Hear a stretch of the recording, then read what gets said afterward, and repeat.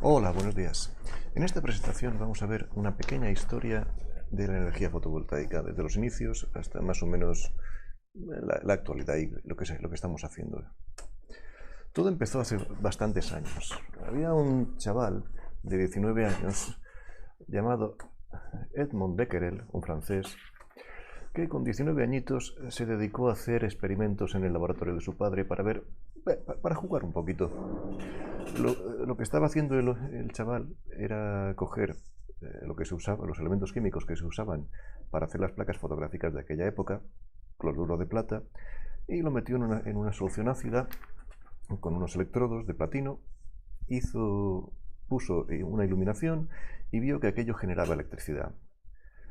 Aquello le llamaron efecto fotoeléctrico y durante unos años fue conocido como efecto Becquerel. De todas formas, a Becquerel le dieron el Nobel, pero fue por otra cosa que no estaba relacionada con esto. Durante algunos años esto fue más que nada una curiosidad. Luego, unos años después, llegó un tal Willowhead Smith, no sé cómo se pronuncia, con lo cual el señor Smith, aunque esto suena a película, era un ingeniero inglés que se dedicaba a diseñar cables para comunicaciones transatlánticas o para comunicaciones submarinas en general. Fue uno de los que diseñó los primeros cables que conectaban Inglaterra con Francia, con el continente, y naturalmente iba por debajo del Canal de la Mancha, iban submarinos y eso tenía bastantes problemas de fiabilidad.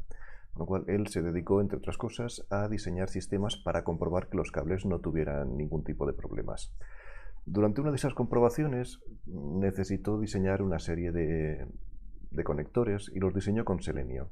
Se dio cuenta que a pesar de que en el laboratorio funcionaban bien, en condiciones controladas, cuando salían fuera a probar, a jugar con ellos, ya las cosas dejaban de funcionar. Tras muchas pruebas, lo que hicieron fue descubrir que la iluminación cambiaba la resistencia del selenio. Con lo cual, aquello fue ya un descubrimiento bastante interesante y la gente empezó a usar el selenio como detector de luz para otras aplicaciones. Esto fue sobre 1873, unos 100 años antes de que yo naciera, con lo cual ya tiene su gracia.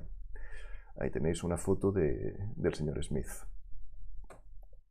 Luego, algunos años más tarde, no muchos, en 1873, un tal Charles Edgar Fritz ya diseñó una célula fotovoltaica ya realmente funcional. Y lo que hizo fue coger una capa de cobre, encima le depositó selenio y luego encima depositó otra capa de oro. Eso ya basta, de forma que la capa de oro fuera transparente y le pudiera llegar luz hacia el selenio. El cobre y el oro hacían de electrodos, con lo cual podían captar electricidad y generar corriente. Esa fue la primera célula funcional. Tenía una eficiencia del 1% o algo así, o inferior. Pero claro, ya generaba corriente y ya era capaz de producir electricidad de manera continua. Eso se lo presentaron a un tal Siemens, no sé si os suena de algo, y este impresionado ya dijo que lo iba a promocionar para toda la vida. Las cosas no fueron tan sencillas porque luego el oro era muy caro, el selenio también, con lo cual ese tipo de fotocélulas ya no tuvieron tanta gracia. ¿Vale? Luego, el siguiente superhéroe, ya fue muchos años más tarde, fue un tal Russell Ohl. No Ohm, ¿vale? Este es Ohl, este es otro. Este era un tío que trabajaba en los laboratorios Bell. ¿Vale? Se dedicaba a estudiar el comportamiento de los cristales de semiconductor frente al paso de corriente. Realmente no hizo fotocélula.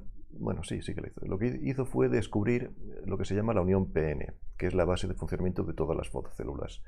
La unión PN son dos semiconductores, dos cristales de semiconductor juntos, uno con dopaje tipo N y otro con dopaje tipo P.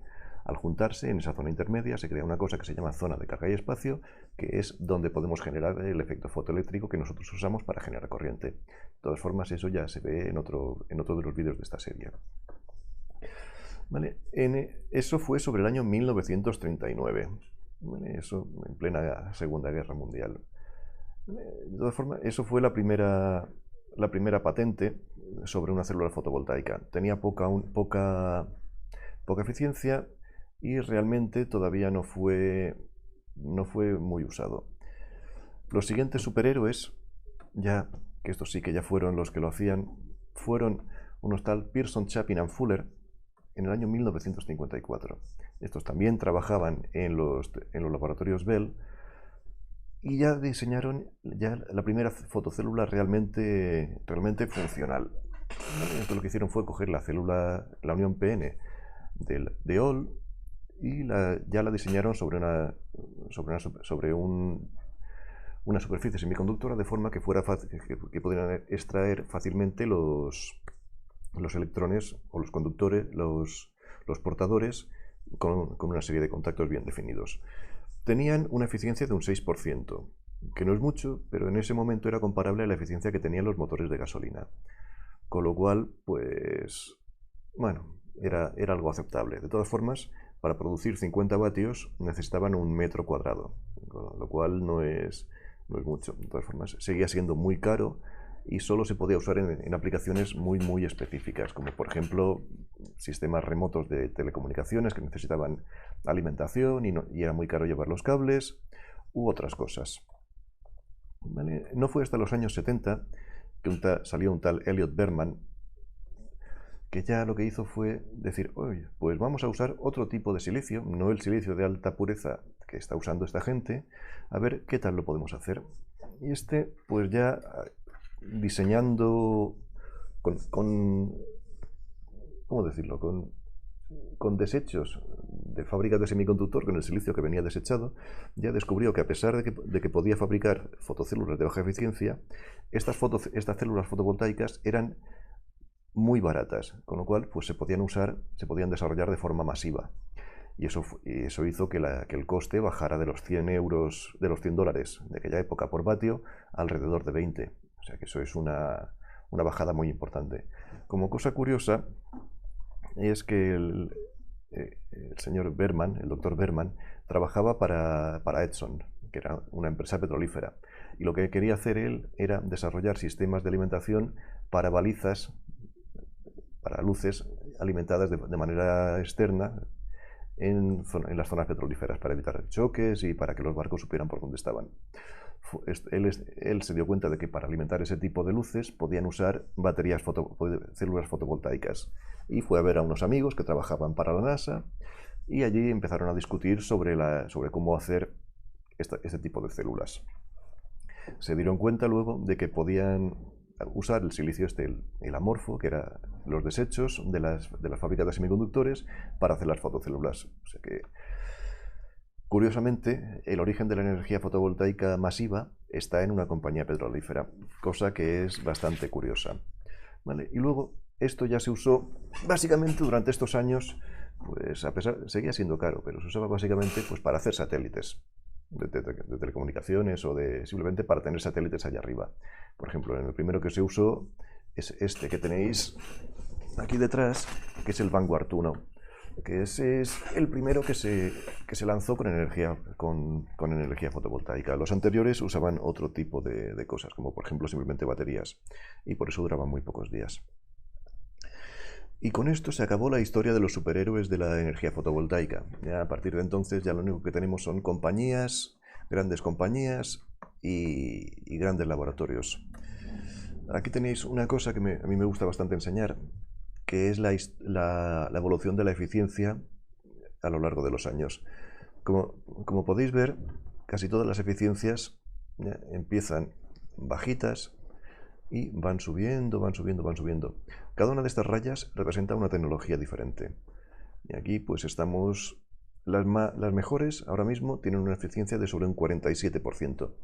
Estas son tecnologías ya de multicapa, con concentración, que eso lo que hacen es coger diferentes tipos de célula fotovoltaica, pirarlas una encima de otra y usar luz muy concentrada para poder tener alta eficiencia. Luego, las más normales, las de silicio, pues han ido evolucionando y ahora estamos en eficiencias de laboratorio, naturalmente, no eficiencias comerciales. Las eficiencias comerciales siempre son bastante más bajas. Eficiencias de laboratorio, pues que están sobre el orden del 25-30%, con lo cual son cosas bastante razonables. Y aquí hay todo tipo de tecnología. Hay desde multiunión, que son las que os digo, de diferentes capas una encima de otra. Eso ya se ve también en otro vídeo, ya os lo he dicho. Uniones simples, que son las típicas de toda la vida de unión PN, celdas cristalinas.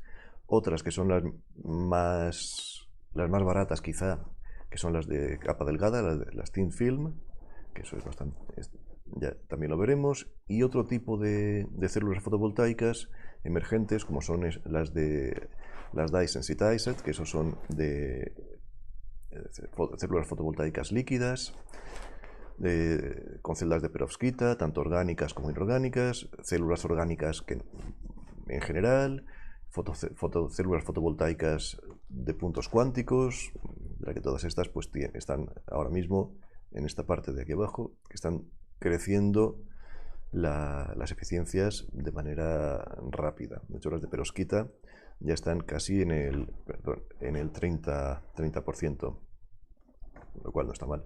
De todas formas, ahora lo que nos vamos a dedicar, las que vamos a usar casi siempre, son las de silicio.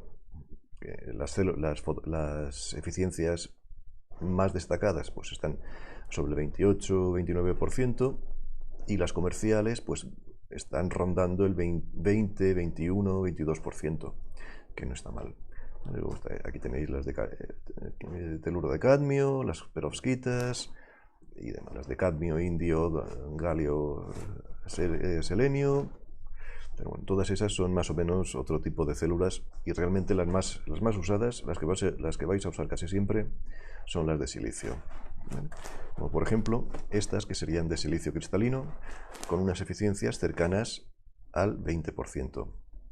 Todo esto del factor de forma, la corriente de cortocircuito y la tensión de circuito abierto ya lo veremos en otro momento.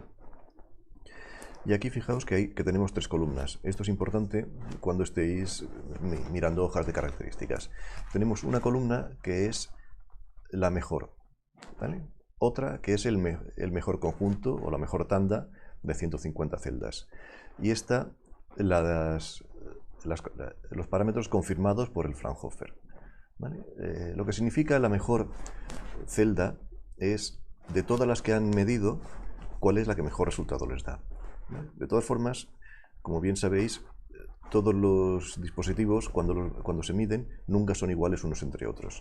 Con lo cual, lo que se hace es hacer un promedio entre una tanda de unas 150, 100, 200 y ver qué sale. Fijaos que es bastante parecido, pero con unas eficiencias y unos valores ligeramente inferiores a los de la mejor. ¿Vale? Se ve ahí que la diferencia es poquita, con lo cual uno espera que la dispersión sea pequeña. Pero claro, estas son las medidas que nos da el fabricante. Y si uno se tiene que fiar de lo que le dice el fabricante, pues mal andamos.